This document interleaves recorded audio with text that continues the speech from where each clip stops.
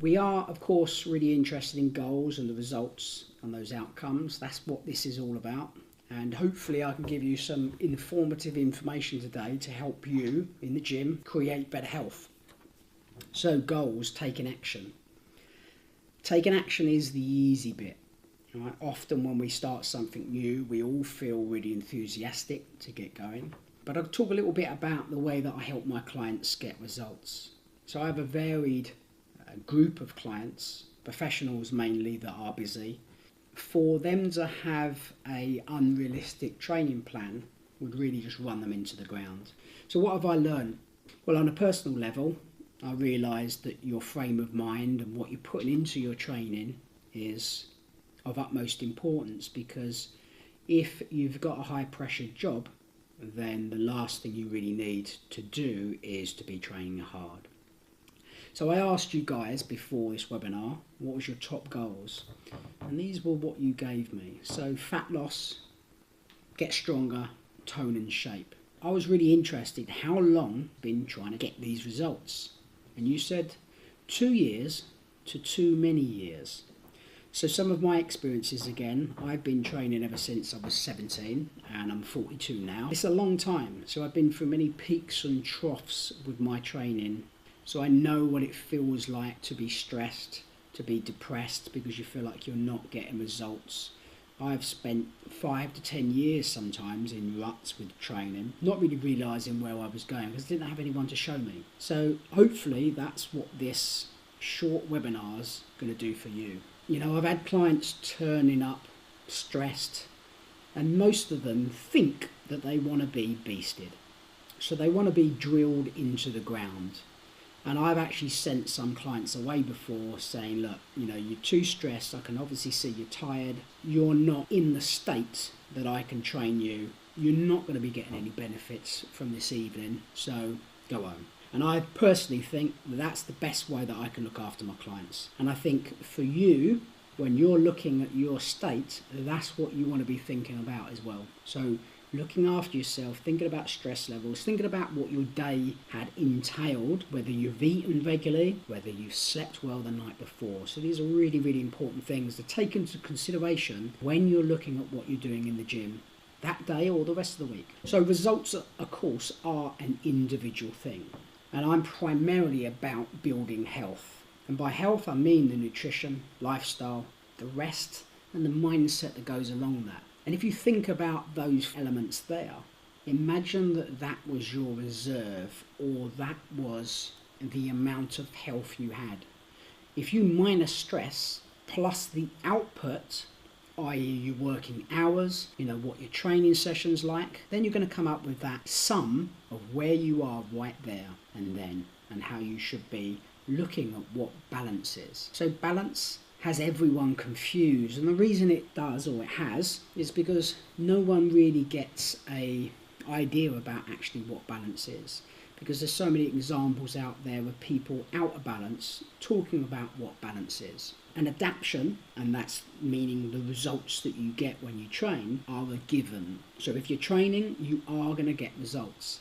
But if you are burning the candle at both ends, you may be getting those results, or the adaptations, i.e. your body's getting stronger and fitter by the training and the exercise you're doing. Won't be long until something, you know, like an injury turns up, or you get depressed, or you think, you know, you've lost your enthusiasm to train. So lots of people getting results in spite of, not because of, their training. Everyone thinks that all you have to do is work hard, and to some extent that's right, but come on, really, it's not for most people. So motivation. Why is action the easy bit? Look, motivation is around us. Everyone's motivated. We all find motivation really easy because there's so many people out there telling you what to do. You've only got to go onto YouTube or to Instagram and you'll find numerous examples of people training hard. By all means, be motivated by them. Try to take in consideration what your lifestyle is about and the stresses and strains that you have. This bullshit of walking into the gym and calling out, it's all very well for someone that's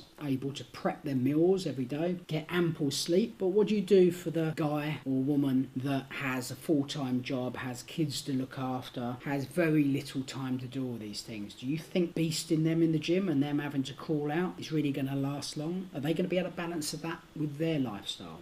how health fits into all of this. How does it fit into all of this? It's really about your unique health reserve. When I mean health reserve, what I'm talking about is that small sum I showed you earlier, the 4 elements, the lifestyle, the nutrition, the rest, and the mindset. And what you have to remember is a healthy body is a lean body. Unwell body will hold on to body fat. I asked you, what was the number one thing you need help with? One of you said, get stronger. Consistency. My emotional state affects my health a lot. Depending on how I feel affects my training regimen. I would like tips on how to keep training and focused despite my emotional instability at times. My first thought would be a flexible training plan, but don't fight it. Emotions affect your health. Emotions should be a feedback to how you're getting on. Focused despite my emotional instability. I would look at it that because your emotions are a feedback, that you should really take notice of them. They're not something negative. It's not because you're unstable or you've got something wrong. Have a look at your sleep, rest and nutrient depletion. You know what it's like to go to work one day when you are absolutely exhausted, when you've had 4 hours sleep and you've got a really stressful day. Is that an emotional problem, or is that emotional feedback that's actually letting you know that you're doing the wrong thing, i.e. you need to get more sleep and rest? Stress depletes nutrients I should say. So you really got to look after those 3 things there to start off with. So don't look at yourself and think that emotional feedback, that inconsistency to the way I'm feeling is a problem. Try to look at those emotions and use those as a messenger to help you do things better. Then someone else said, a regimen that is simple and not arduous to fit into my busy lifestyle. My first thought on that would be turn what you do as part of your day into your regimen. Competitive bodybuilders, for instance, will go on a fast walk in the morning to burn body fat. You could be getting off a few stops before you go into work, before you had breakfast, you've got your breakfast in your bag, you have a nice fasted walk to work, and you burnt body fat. Make your exercise plan, your program, your regimen part of your day. And if you can't fit in those long workouts, then I can give you some examples of small workouts that you can do at home. Keep your eyes peeled and keep reading the newsletter. Tone and shape, again, another very, very popular goal. So motivation and finding the time with such a busy work schedule. You need to bring in those short HIIT interval sessions that may be 10 or only 15 minutes long. So you're really looking at workouts that fire up your metabolism and help you burn body fat after you finish. So the rest of the day, your whole metabolism, i.e. one of the things, your body temperature, is higher, so that furnace is burning more calories. So that will help you break down the body fat. But again, that comes back to balance. So there is a little bit more to answering that question than just training hard. Now, the other thing that, of course, when you're getting results, you're going to feel motivated. But the thing is, those results are not going to keep coming. They're going to come up and down in waves, and sometimes you're going to plateau. And that's the times when you've really got to, be journaling. You've really got to be looking at your emotional feedback, and you've got to be looking at your rest and your mindset around your training. So again, we come back to that emotional feedback, that if you don't really want to go to the gym, you're not looking forward to it, then maybe there's a little bit more to it than you just not being tough enough, or you just not being, sustaining that effort.